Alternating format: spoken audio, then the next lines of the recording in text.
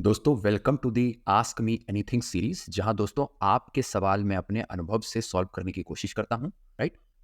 सो दोस्तों अब आपको दिख रही है जो स्लाइड, ये है दोस्तों जहां पर सिंपल समरी है कि आप जिस प्रोफाइल में अपना करियर बनाना चाहते हैं उसमें क्या स्किल्स और नॉलेज बेस आपको लगेंगी। तो सबसे पहले दोस्तों है इन्वेस्टमेंट बैंकर की प्रोफाइल।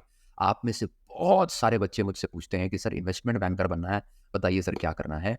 तो दोस्तों स्किल्स में जो आपको चाहिए, एक इन्वेस्टमेंट बैंकर जो है उसकी मेंटल मैथ्स बहुत अच्छे होने चाहिए। मतलब अगर आपको मैं बोलूँ 1/6 क्या होता है तो आपको कैलकुलेटर नहीं निकालना है, आपको पता होना चाहिए कि 16.67% होता है। आपके टेबल्स बहुत सिंपल होने चाहिए। 16 × 8 आपको कैलकुलेटर नहीं निकालना, आपको पता होना चाहिए। तो ये जो परसेंटेजेस है, मेंटल मैथ्स है, ये आपको बहुत पता होना चाहिए। क्योंकि दोस्तों जो इन्वेस्टमेंट बैंकर होता है ना, वो मोटा मोटा और जल्दी जल्दी जो है चीज़ें जो है बता रहा होता है अपने क्लाइंट्स को, क्योंकि उसके क्लाइंट्स जो होते हैं वो सीईओज ऑफ द कंपनीज होते हैं, सीएफओज ऑफ द कंपनीज होते हैं, बड़े बड़े अल्ट्रा रिच इंडिविजुअल्स होते हैं। आप सोचिए आपको इलॉन मस्क के साथ 1 मिनट मिला, आप कैसे पिच करेंगे इलॉन मस्क को कि यार जाके तुम टाटा मोटर्स खरीद लो। राइट। तो आप सोचिए 1 मिनट के अगर आपको अंदर करना है तो आप वहां कैलकुलेटर में जो है आप अपना समय नहीं बर्बाद कर सकते हैं। और हेंस पहली स्किल जो दोस्त आपको चाहिए एज योर इन्वेस्टमेंट बैंकर, वो चाहिए आपका मेंटल मैथ्स दोस्तों बहुत ही सॉलिड होना चाहिए। मैं यहाँ मार्क भी करता चलता हूँ ताकि आपको जो है ये अच्छे से जो है दिखता चले कि दोस्तों आपकी मेंटल मैथ्स सुप्रीमली ऑसम होनी चाहिए। ठीक। दूसरा, आपकी conversational English should be very good. दोस्तों मैं ये वीडियोस जनरली जो है I created in Hindi so that more people can benefit out of it, but please understand the way I am able to seamlessly switch between Hindi and English. Your conversational skill, written skills नहीं दोस्तों, conversational बोलने की क्षमता, फटाफट फटाफट फटाफट अपनी अपने जो मैसेजिंग है, अपनी जो बात है वो पहुंचानी, जिसको बोलते हैं एलिवेटर पिच। इन्वेस्टमेंट बैंकर में एक बहुत बढ़िया चीज चलती है जिसको बोलते हैं एलिवेटर पिच। इसका मतलब क्या होता है कि अगर जो है एलिवेटर के अंदर आपको कोई बड़ा आदमी मिल जाए, आपका क्लाइंट मिल जाए, जिसको आपको पिच करना है कि भाई ये कर लो, इसको खरीद लो, इसको बेच लो, तो कैसे आप 1 मिनट में उसको समराइज करेंगे। तो आप ऑल ओवर द प्लेस नहीं जा सकते हैं। अपनी बात संक्षेप में और एकदम सरासर मैसेज में जो है बताना, वो जो है शार्प मैसेजिंग में बताना, वो कब कैसे आएगा जब आपकी कॉन्वर्जेशनल इंग्लिश और मेंटल मैथ्स दोनों बहुत शार्प चल रहे होंगे। एंड देन दोस्तों जब ये कॉन्वर्जेशनल इंग्लिश और मेंटल मैथ्स मिल के आपकी एक एलिवेटर पिच या आपकी 1 मिनट की जो सेशन होगा या 1 मिनट का जो पिच होगा, सेल्स का एंगेजमेंट होगा किसी बड़े क्लाइंट के साथ, वो जब मटेरियलाइज करेगी और आपका क्लाइंट बोलेगा ठीक है यार फिर अगली बार मिलते हैं संडे को गोल्फ, मेरे गोल्फ क्लब में आ जाना और वहाँ यार थोड़ा सा और इसकी मैथ्स करके लाओ, बताओ क्या क्या ऑप्शन हैं। तो जब आप जो वो मैथ्स करते हैं पीछे जाकर, वो बनती है दोस्त आपकी फाइनेंशियल मॉडलिंग में, कि फिर जो है टाटा टाटा मोटर्स को क्यों खरीदना चाहिए, कितने दाम में खरीदना चाहिए, और क्या ऑप्शन है टाटा मोटर्स के अलावा जो ये कंपनी इवेलुएट कर सकती है, ये सब आप जो बनाएंगे वो फाइनेंशियल मॉडलिंग में बनाएंगे। और ये स्किल सेट भी आपको बहुत क्लियरली आनी चाहिए। इसीलिए दोस्तों आप देख रहे होंगे, आप में से मेरे साथ जितने लोग CFA 1 की लेक्चर सीरीज में हमारे साथ जुड़े हुए हैं, आपने देखा होगा मैं कोई भी कॉन्सेप्ट आपको खाली आइसोलेशन में नहीं समझाता, बट साथ साथ मैं उसको एक्सेल में भी सिखाता हूँ, ताकि ये कॉन्सेप्ट एक्सेल में कैसे लगाने हैं वो आपको समझ में आ जाए, क्योंकि काफ़ी सारी ये एक्सेल की चीज़ें जो है आप कल को अपनी जॉब प्रोफाइल्स में यूज़ कर सकते हैं। तो ये तो हुआ दोस्तों स्किल्स जो आपके पास होनी चाहिए। अब दोस्तों नॉलेज बेस की बात करते हैं, और यहाँ दोस्तों मैं नॉलेज बेस में ना काफ़ी स्पेसिफिक जा रहा हूँ CFA के लिए, क्योंकि मैंने आपको बताया CFA जो है वो गोल्ड स्टैंडर्ड है। तो CFA सर्टिफिकेशन तो एक तरह से आप समझ लीजिए कि हाइजीन है, मस्ट हैव है, अगर आपको इन 4-5 जो मैंने बड़ी प्रोफाइल्स बताई इसमें अपना परचम लहराना। तो CFA के अंदर कौन से वो टॉपिक्स हैं जो आपको ध्यान देने हैं अगर आप इन्वेस्टमेंट बैंकर बनने की उत्सुकता या एम्बिशन रखते हैं। तो वैसे तो 10 टॉपिक्स हैं, बट ये 3 टॉपिक इन्वेस्टमेंट बैंकर को बहुत इंपॉर्टेंट है ध्यान देना। पहला topic financial statement and analysis, जिसमें balance sheet, income statement etcetera आपको सब पढ़ाई जाती है। राइट, कैश फ्लो समझाया जाता है। तो ये आपको बहुत इंपॉर्टेंट है, ये टॉपिक आपको अच्छे से पता होना चाहिए। क्वांटिटेटिव मेथड्स, इससे आप बच नहीं सकते हैं, क्योंकि मैथ्स और इन्वेस्टमेंट बैंकिंग का बहुत शानदार मेल है। तो प्रोबेबिलिटीज में बात करना, हाइपोथेसिस में बात करना, स्टैटिस्टिक्स में बात करना, ये सारा इन्वेस्टमेंट बैंकर करता है। इसीलिए क्वांटिटेटिव मेथड्स का जो टॉपिक है वो भी आपके लिए इंपॉर्टेंट है। और तीसरा एथिक्स। राइट, क्योंकि दोस्तों यहाँ पर ना आप बहुत बड़े बड़े सीईओज के साथ काम कर रहे होंगे, CFOs के साथ काम कर रहे होंगे, इंटरनल डिसीजन मेकर्स के साथ काम कर रहे होंगे, और आपके पास दोस्तों बहुत सारा प्राइवेट इंफॉर्मेशन होगा, कॉन्फिडेंशियल इंफॉर्मेशन।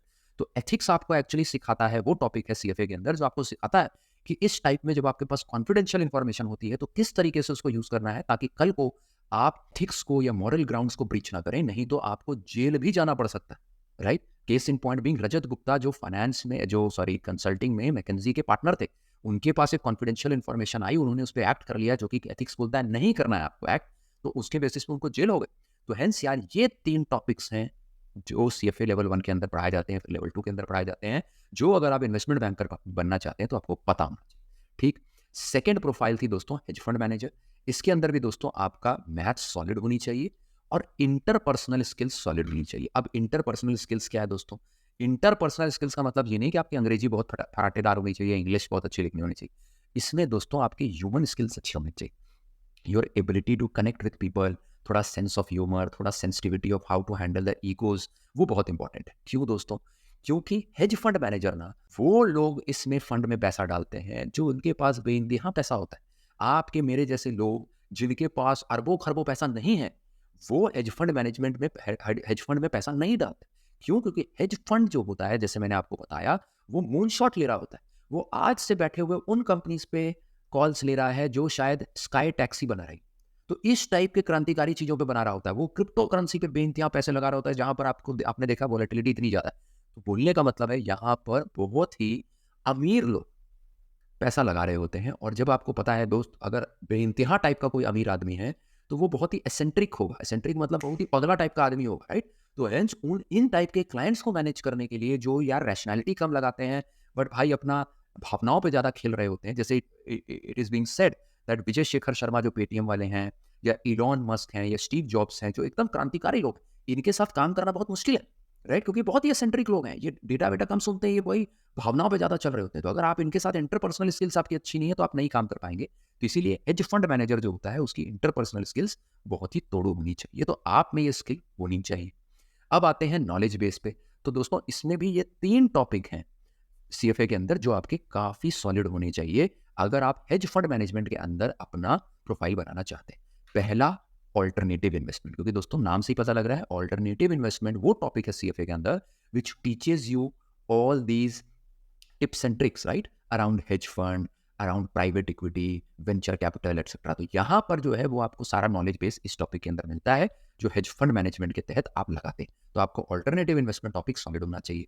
दूसरा है दोस्तों derivatives, because derivatives, options, put, call, future, forward, right, ये सारा भारी मात्रा में यूज करते हैं हेज फंड मैनेजर्स। और तीसरा दोस्तों इकोनॉमिक्स, क्योंकि हेज फंड मैनेजर्स दोस्तों पूरा कंट्री के बारे में उनको पता होता है। उनको ये पता होता है, आज बैठे हुए at the time of recording of this video जब इलेक्शन चल रहे हैं तो उनको अभी से पता है कि यार नरेंद्र मोदी आने वाले नहीं आने वाले, वो तो आपके और मेरे जैसे आम आदमी लोग सोच रहे होते हैं। हेज फंड तो मैनेजर ये सोच रहा होता है कि यार नरेंद्र मोदी चूंकि आने वाले हैं, भाई वो 100 दिन में वो कौन कौन से जो है चीजें पास करने वाले हैं और उससे किस इंडस्ट्री में इंपैक्ट होगा, और उस इंडस्ट्री में सबसे ज्यादा इंपैक्ट किसके ऊपर होगा, राइट? कौन सी कंपनी है जिसमें होगा, और उसके बेसिस पे वो कॉल ले रहे होते हैं, राइट? जैसे गेमिंग कंपनी पे रेगुलेशन आया है, जीएसटी आया, तो इन लोगों को पहले से ये चीजें पता होती हैं और उसमें सबसे ज्यादा इंपैक्ट किसके ऊपर होने वाला है उसके बेसिस पे जो है वो कॉल ले रहे होते हैं। तो इसीलिए इनका economics understanding of macro perspective, global perspective is very very sorted, right? And hence आपका भी economics as a topic if you want to become a hedge fund manager should be quite good.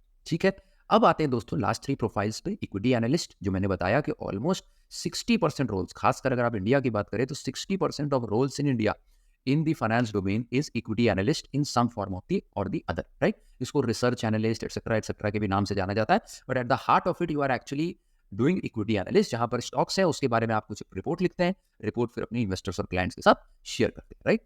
तो यहाँ पर of course चूंकि report लिखते हैं तो आपकी रिटन इंग्लिश बहुत अच्छी होनी चाहिए, राइट? और मैंने आपको बताया कि बहुत सारी ये जो चीजें हैं वो एक्सेल में बनती हैं, इसीलिए आपका फाइनेंशियल मॉडलिंग भी दोस्तों अच्छा होना चाहिए, क्योंकि रिपोर्ट का एक पार्ट होता है, ये जो आप इक्विटी एनालिस्ट के अंदर रिपोर्ट बनाएंगे ना, इसका एक पार्ट होता है, रिपोर्ट के अंदर बहुत सारे पार्ट होते हैं, राइट? कंपनी का ओवरव्यू, बिजनेस मॉडल एक्सेट्रा, बहुत सारी चीजें होती हैं। उसमें एक पार्ट होता है दोस्तों वैल्यूएशन, या इसको प्राइसिंग भी बोलते हैं, कि आपकी रिपोर्ट के हिसाब से आप जिस इस स्टॉक को जिसको रेफर कर रहे हो भाई, उसका प्राइसिंग कितना होना चाहिए आपके हिसाब से, राइट? तो ये भी पार्ट होता है। वो प्राइसिंग या वो वैल्यूएशन आप कैसे निकालते हो, वो आप अपनी मॉडलिंग से निकालते हो, और उस मॉडलिंग का स्नैपशॉट, उस मॉडलिंग का लिंक भी इन्वेस्टर्स के साथ प्रोवाइड करते हो।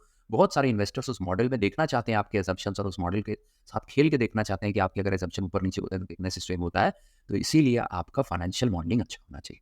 जहां तक रही बात नॉलेज बेस की, तो फाइनेंशियल स्टेटमेंट एंड एनालिसिस जो है आपका सबसे ज्यादा स्ट्रांग होना चाहिए, क्योंकि आप जब एनालाइज कर रहे होते हैं किसी कंपनी को तो आप उसके फाइनेंशियल स्टेटमेंट्स को दोस्तों देखते हैं, एंड हेंस फाइनेंशियल स्टेटमेंट को पता लगाना और ये पता लगाना कि हाँ यार, फाइनेंशियल स्टेटमेंट में क्या चीज़ें कंपनी ने बस खेला कर रखा है कि ज़मीन बेच दी और दिखा दिया आपका रेवेन्यू बढ़ गया, राइट? तो इससे तो एक्चुअली में आपका कोर रेवेन्यू नहीं बढ़ा ना। आप तो मे बी मोबाइल बेचते, इस बार आपकी मोबाइल की सेल नीचे जा रही है, तो आप सोचे यार पब्लिक को नीचे सेल दिखाएंगे तो पब्लिक तो स्टॉक बेच देगी। तो आपने क्या किया एज मैनेजमेंट कंपनी का, आपने जो है एक ज़मीन बेच दी जो इधर उधर कहीं पड़ी हुई थी और दिखा दिया देखो रेवेन्यू हैज़ रिजन।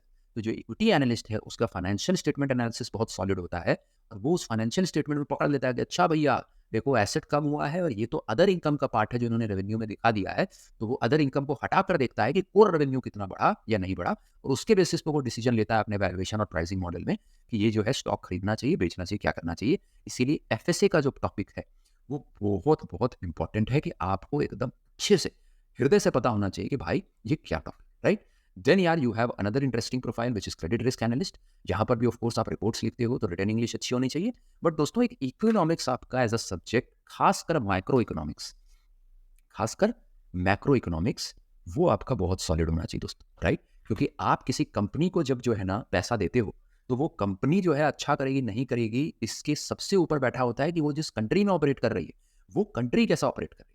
अगर जो है कंट्री ही बेकार ऑपरेट कर रही है, कंट्री की गवर्नमेंट खराब हो रखी है या कंट्री में जो है बहुत ही सारा सिविल वॉर चल रहा है या टेररिज्म चल रहा है, तो ये कंपनी बेचारी जितना भी अच्छा कर ले ये कुछ नहीं कर पाएगी। इसका क्रेडिट कहीं ना कहीं फंसेगा, इसके कंज्यूमर्स कहीं ना कहीं इंपैक्ट हो जाएंगे, इसका पैसा वापस आएगा नहीं, तो ये आपको पैसा नहीं लौटा पाएगा। इसीलिए मुझे आज भी ध्यान है कि जब मैंने हांगकांग पावर लिमिटेड की स्टडी की थी तो मैंने सबसे पहले हांगकांग और चाइना के जिन पार्ट्स में ये कंपनी ऑपरेट करती थी, हांगकांग पावर लिमिटेड, उनका स्टडी पूरा किया था कि अच्छा यार ये क्या क्या करती है। और उस स्टडी करने के लिए मैक्रो इकोनॉमिक्स में जो मैंने सारी चीज़ें पढ़ी थी वो सारी यहाँ यूज़ होती हैं। तो ये दो आपका जो चीज़ है, स्किल सेट्स हैं या टॉपिक्स आप बोल लीजिए, वो अच्छा होना चाहिए। एंड नॉलेज बेस के लिए तो ऑफकोर्स आपका एफएसए और कॉर्पोरेट फाइनेंस अच्छा होना चाहिए, क्योंकि दोस्तों कॉर्पोरेट फाइनेंस के थ्रू आपको बहुत सारी चीज़ें पता लगती हैं एक कंपनी के बारे में। जैसे लिक्विडिटी पता लगती है, ये आपको कॉर्पोरेट फाइनेंस के अंदर पढ़ाया जाता है।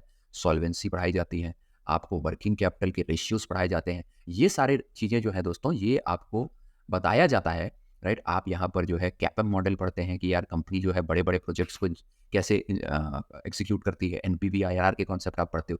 तो हेंस दोस्तों ये एफएसए और कॉर्पोरेट फाइनेंस जो बहुत इंपॉर्टेंट होता है एक कंपनी का क्रेडिट को एनालाइज करने में कि भाई कल को वो पैसा दे पाएगी नहीं दे पाएगी, और अगर हमको उसको पैसा देना है तो कितना रिस्क है। तो all these things, these are the two topics in your CFA curriculum which you should pay note of. And lastly, friends, it is portfolio manager profile, right? Portfolio manager profile, right? जहाँ पर again आपकी दोनों conversational और written English दोनों अच्छी होनी चाहिए। Written English क्योंकि आप काफ़ी सारा जो अपनी रिपोर्टिंग है वो रिटन फॉर्मेट में करते हैं, और काफ़ी सारा जो है यहाँ पर क्लाइंट के साथ इंट्रैक्शन होता है आपका, राइट? जहाँ आप क्लाइंट को एक तरह से सेल कर रहे होते हैं, राइट? आप क्लाइंट को सेल कर रहे होते हैं कि भैया अपना पैसा दो, हम बहुत बढ़िया लोग हैं, हम आपका कैसे पैसा बढ़ाएंगे नहीं बढ़ाएंगे। उनके जो साइकोलॉजिकल क्वेश्चंस होते हैं ट्रस्ट को लेकर, आपकी कंपनी को लेकर, आपकी क्षमता को लेकर एटसेट्रा, जो उनको अपने बारे में, उनके रिस्क या एपेटाइट के बारे में नहीं पता होता एटसेट्रा, उनके वेल्थ गोल्स के बारे में नहीं पता होता, ये सब आप कन्वर्स करके उनसे निकलवाते हैं। तो इसके लिए आपकी कन्वर्जेशनल इंग्लिश जो है वो काफ़ी अच्छी होनी चाहिए, राइट? एंड नॉलेज बेस का जहाँ तक सवाल है तो ये 3 टॉपिक्स हैं जो आपको बहुत ज़्यादा ध्यान देने हैं सीएफए लेवल 1 के करिकुलम में अगर आप पोर्टफोलियो मैनेजर बनना चाहते हैं। पोर्टफोलियो मैनेजमेंट एक टॉपिक है, इक्विटी इन्वेस्टमेंट एक टॉपिक है, एंड क्वांटिटेटिव मेथड्स, उस क्वांटिटेटिव मेथड्स में खासकर प्रोबेबिलिटी जो है एक टॉपिक, वो इंपॉर्टेंट होता है। क्योंकि आप जब क्लाइंट से बात करेंगे तो आप कभी भी उसको नहीं बोलेंगे कि भैया हम आपको मुहर लगा के देते हैं that we will generate 12%। You will always say that there is this much probability of generating 12 to 15% return. तो ये जब आप प्रोबेबिलिटीज में बात कर रहे होते हैं अपने क्लाइंट्स के साथ, तो ये जो प्रोबेबिलिटीज होता है उसका कॉन्सेप्ट आपको बहुत अच्छे से पता होना चाहिए। And hence these are the 3 topics which you should, right? So great guys, that was all I had today for this session. I hope you enjoyed and you would have got a great perspective of what are the career prospects yaar when after CFA, what are the top 5 career prospects, and not just that कि ये वो है क्या, but you have also gotten to know today that what are the skill sets and what are the chapters or topics in CFA level 1 which you should nail. In case friends you are excited about creating a career in finance and understand that CFA is the gold standard in the world of finance, then do enroll for the course, right? Do start the lecture series as early as possible. The link of the same is in the description.